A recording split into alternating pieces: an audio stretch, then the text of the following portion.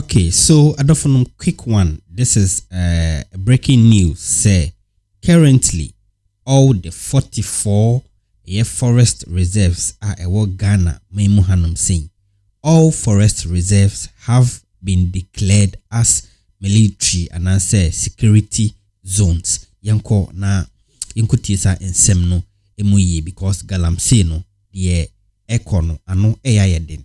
Currently, every forest reserve in Ghana has been declared as a military zone.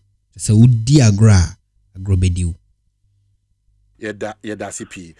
Wadaroma that a year declaration of military zone zones no for our forest reserves no any issues no I take effect and I feel they be take effect.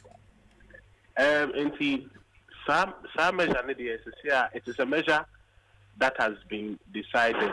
Government has decided all the 44 forest reserves and water bodies they will all be labeled as security zones. But the deployment of the military personnel are mobile cohort. And it is just a matter of days. And let's anticipate that very soon.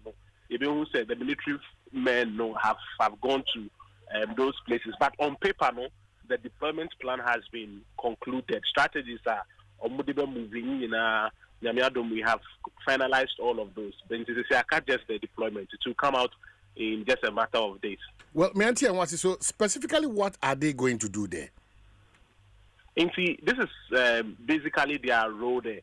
One say what has been happening over the period. They say when NIMOS gets an intelligence alert, then they will go to places, and then they will go and conduct operations. But right now, they are going to be stationed there permanently. And that is basically what they are going to do there. Until such a time our government will say, okay, let us withdraw them. But the moment they are deployed, it is going to be a permanent surveillance.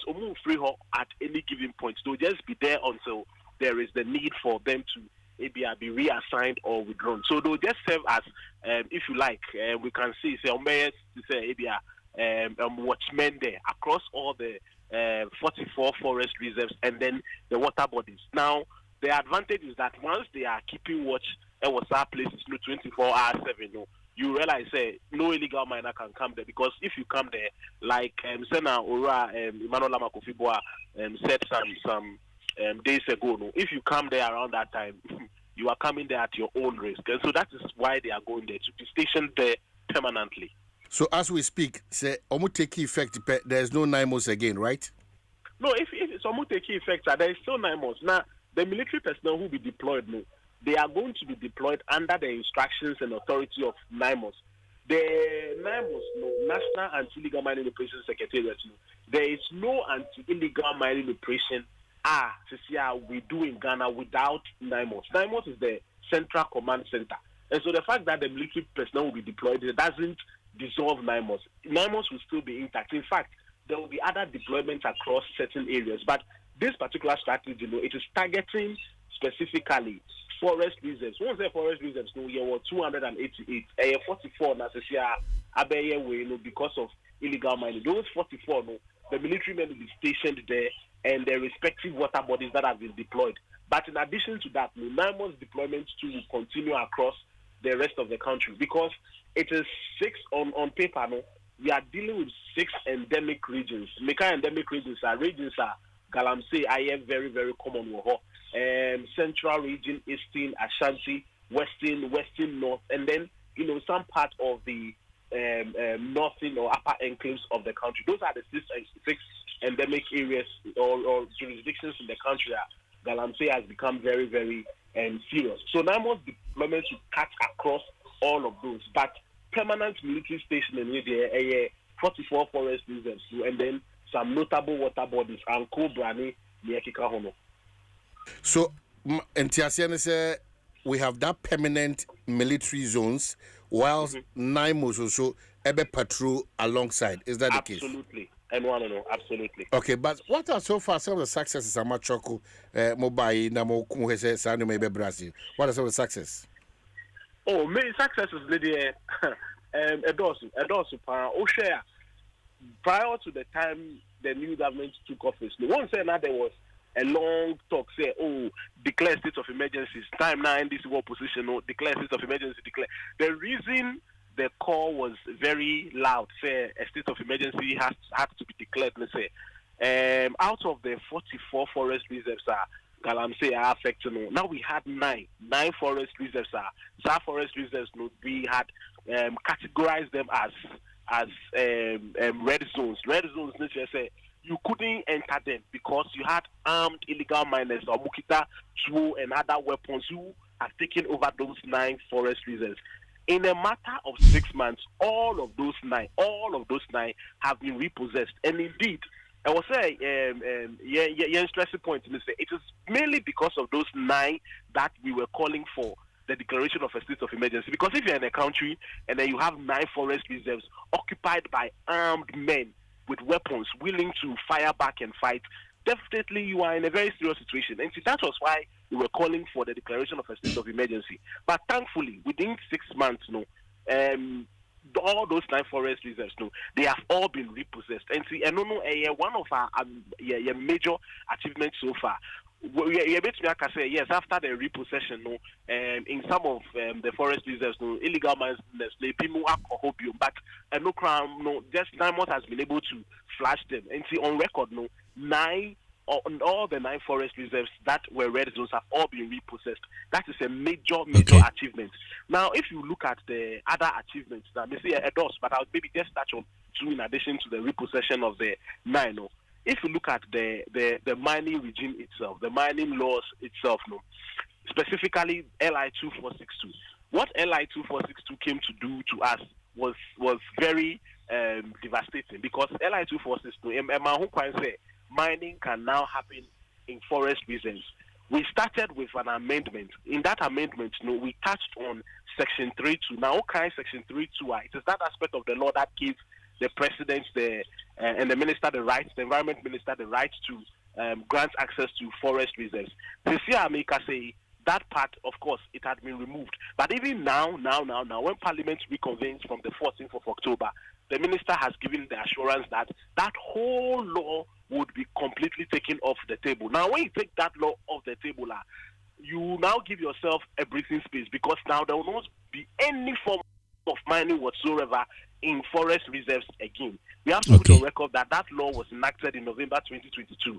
Said you, if not for that law anchor, most of the mining that we have seen in our forest reserves would not have taken place in the very first place. And so for the fact that now there is the determination to do away with that law, that one also can count as an achievement. Now, third one, the Amede Chatsono, when we say the National Anti-Illegal Mining Operations Secretariat, the NIMOS that we have, I don't think, you have heard, NIMOS has been involved in any shady dealing, and bribery, and corruption, and the reason is that, you see, if you look at the typical composition of NIMOS, apart from the fact that it sits here at the Ministry of Lands and Natural Resources, it also has representation from the Defense Ministry, the Ministry of Local Government, the Narcotics Control Board, the BNI, and all the security agencies. And see, all the security agencies, and we have put them together to form NIMOS. In contrast, in the previous government, this is what we had. One said we had Operation Hot, then we had Vanguard. I think we had galamsey and a couple of them. The problem with all of those structures was that they were all not coordinated. They didn't have that kind of coordination. That coordination, dealing with an issue like illegal mining, because Melba to say this group of people have moved there. The next year, this group of people have moved there. But now we have centralized everything around NIMOS, and that is how come we are not hearing of splinter groups. Group Weyako has. In fact, even when it came to a point where we realized that even the task force from the IGP was not necessarily aligning with NIMOS, when said there was a call for them to be withdrawn. And see, that measure is also very important. The fact that now you have a singular unit dealing with illegal mining, and so you do away with all the corruption, the bribery allegations, the compromise, these are scandals. You do away with them, and so the men are on the ground. Nobody is polluting them. Nobody is compromising them, and that is why we are seeing the kind of results that we are seeing. And so this is just by way of the highlights, the results that we have been able to achieve. So is the engagement on tomorrow? Absolutely. The engagement would be on tomorrow. As I speak to you now, Sector Minister Honorable Emmanuel Amakufibwa is ready for tomorrow's engagement from the ministry's perspective. As the presidency too, all is set and ready. And so at exactly 12 o'clock tomorrow, that all important engagements will come up. Now, the engagement, some people have said, oh, the way they are buying is deliberately calling civil society to, talk to them to soften their stance. No, the government doesn't want anybody to soften their stance. If you want to criticize the government on illegal mining, you are at liberty to do so. That must go ahead and do it. But we also need to share our perspective with the civil society organizations and then rake in their opinions, because it is a national crisis. In a national crisis, there you need opinions across board. In the views that they also have. Indeed, we have a sense of what they have been saying, but let us now all sit down together in one room. Let us draw, let us brainstorm, and then let us, make more progress in the fight against illegal mining. And tomorrow, by the grace of God, that all-important meeting will come off at the Jubilee House. So, say excavators 170, maybe what are the processes? Okay, so when it comes to excavators, right now we have developed a system. Now the system is very, very robust, tight. It is not a system that anybody can just penetrate, unlike the systems that we have had in the past. So this is how the system works. If you want to import, or if you are importing an excavator, right from the port, there is a mechanism that it will go through, and we are working with the DVLA and the Ministry of Transport. First of all, the Adafonom mayemfa story no nsi hanom saying.